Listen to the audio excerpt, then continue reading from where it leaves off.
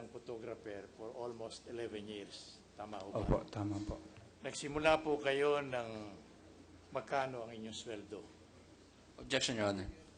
Your Honor, that specific question is not material to the direct examination. He's under cross. He's not under direct. The cross-examiner is testing this witness. Proceed. May answer. Nung nag-start ako noong 2001 na cameraman, per hour po kami noon. So, mapatak lang po ng 54 per hour. Magkano 54 pesos po per hour. Magkano po yun isang buwan ang inyong sweldo nung panahon na yun?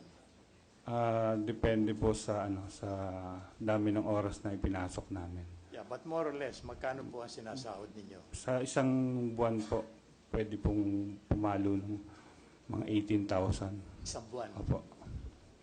At yan ay nadagdagan. Samantalang kayo tumatagal sa inyong serbisyo. Opo, tama po. Nang kayo ay tumistigo rito noong nakaraang araw, magkano na po ang sweldo ninyo bilang photographer? Your Honor, may I just make a quick objection on the question, Your Honor? Because it might affect certain confidential matters regarding the circumstances of the witness when he is asked on questions regarding What salary. confidential matter? He's asked about what his salary is, Your Honor. It might affect the... What is the confidentiality of a salary of a witness? Only if the witness is willing to answer, Your Honor. But if he's not, I would like to presume that he doesn't want to divulge his salary, Your Honor. Is that incriminating? May we be allowed to know, Your Honor? The witness may answer. 35,000 din po. A month. At kasama po ninyo dyan sa pagiging photographer ng ABS-CBN, si kagalang-galang na photographer Leo Salia. Opo. Yung tumistigo dito kamakailan sa panig ng prosecution. Tama ho ba yun? Opo, tama po. Magkasama kayo sa isang division o sa isang larangan na saklaw ng ABS-CBN. Opo, tama po. Meron, natatandaan ko po, alinsunod sa inyong deklarasyon na noong Nobyembre 15, 2011, assigned kayo sa isang mission para saksihan o kunan ng video ang magaganap doon sa isang department ng gobyerno, yung department MNDA, tama ho ba po? Opo. Oh, and that was mga anong oras po noon? Nung morning po ng November 15, ang assignment namin sa about the cancellation ng mga bus franchise. So ang original assignment namin that morning is to cover the DOTC and MMDA in the afternoon. Ang tanong ko po sa inyo, yung mga anong oras noon? Morning po kami nagpunta ng DOTC and then afternoon na po sa MMDA. So, mga 2 o'clock po. 2 o'clock, opo. Ano po, sino po ang nag-assign sa inyo yun? Yun ho ba'y voluntaryong ginawa ninyo o merong assignment kayo buhat na nakatataas sa inyo? Ang usual routine po nun Yung araw lang na yun ang yung, tanong sa inyo. Opo, nautusan po yung reporter ko na mag-cover ng storya na yun sa bus franchise. Sino po yung reporter ninyo na yun? Si Miss Sen Hernandez po. At inutusan naman kayo nitong Mr. Hernandez na maging isang photographer doon sa mangyayari sa MMDA nung araw na yun. Opo. Tama ho bang sabihin ko na yun ay mga alas 11 hanggang alas 2 ng hapon? Pwede po. Pwede. Kasama ninyo doon si Mr. Leo Silia? Po. Leo Sali. Hindi po. Hiwalay kayo? Hiwalay po kami na assignment. Hindi kayo nakita nung araw na yun? Hindi po. Alright.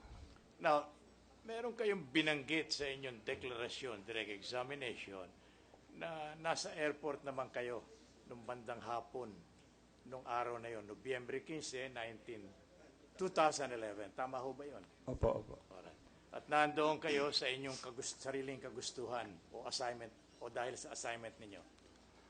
Nasabi ko po doon sa unang statement ko, napunta po kami doon dahil nakipag-appointment po kami kay Chairman Tolentino ng MMDA na doon na kami mag-ambush interview dahil aalis siya ng bansa.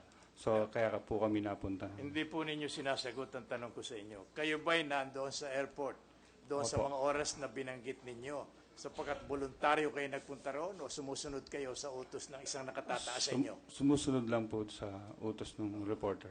Ano po ang utos sa inyo na reporter? Pwede ho bang malaman ang kagalang-galang na hukumang ito?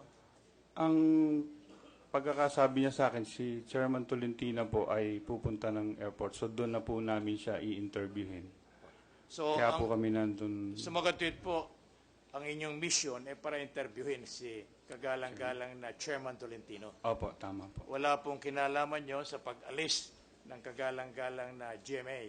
Opo, tama.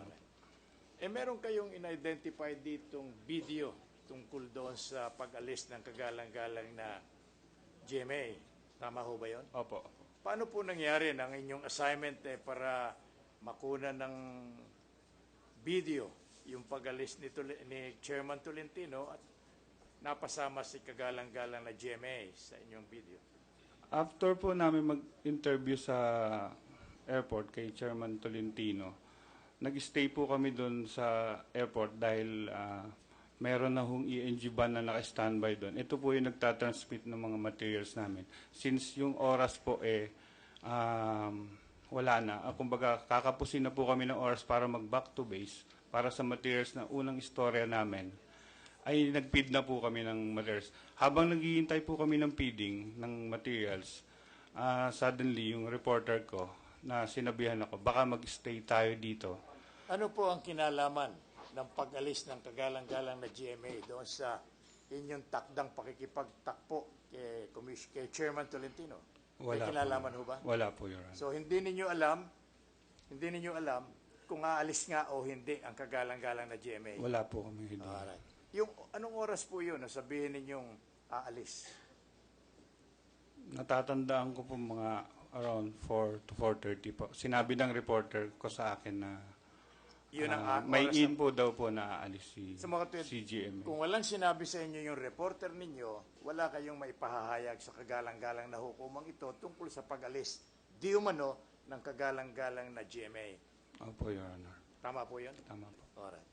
Kilala ba niyo si kagalang-galang na GMA? O sa pangalan lang?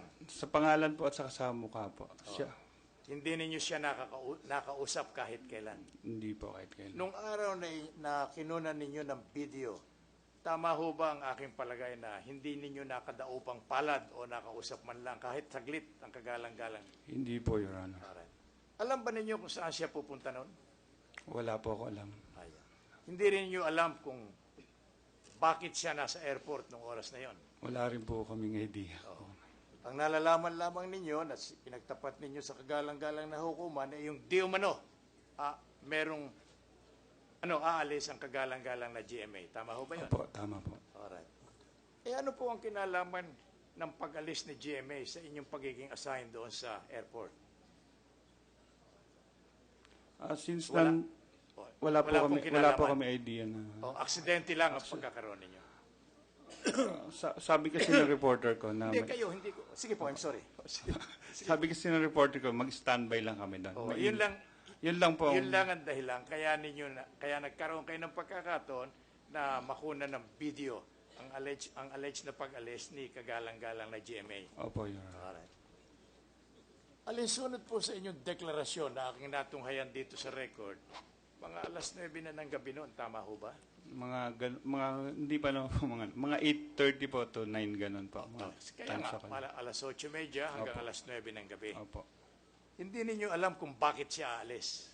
Wala po akong idea. Hindi rin nyo alam kung anong dahilan ng kanyang pag-alis. Hindi rin po. That will be, maraming salamat po. That's all with the witness, Your Honor. Any cross, any redirect? No redirect, Your Honor. All right, Thank you. the witness is discharged. Thank you, Your Honor. Majority Floor Leader.